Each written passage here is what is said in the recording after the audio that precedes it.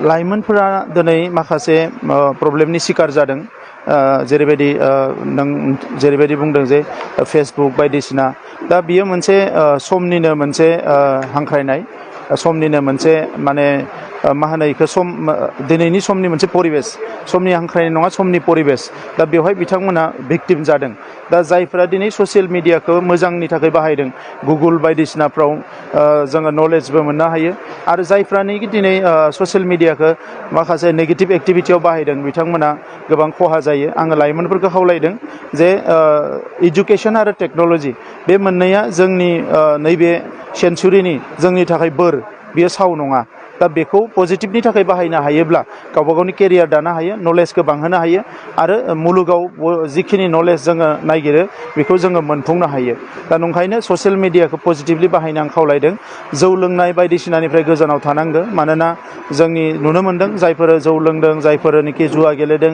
गाज्रि खामानि मावदों बिथांमोना जिउआव मालाबाबो देरहासार जानो हायाखै दा नंखायनो बेफोरबायदि मुवानिफ्राय गोजानाव थानो थाखाय आं लाइमोनफोरखौ खावलायदों। नोंथाङा गोबां रां आरजिनो गोसो जादों नामा?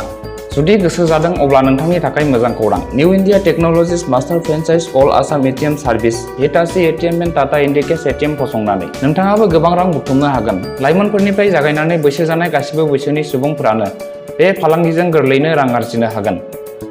नोंथांनि गामियावबो बे एटिएम मेसिनखौ फसंनानै नोंथाङाबो मुलाम्फा मोननो हागोन।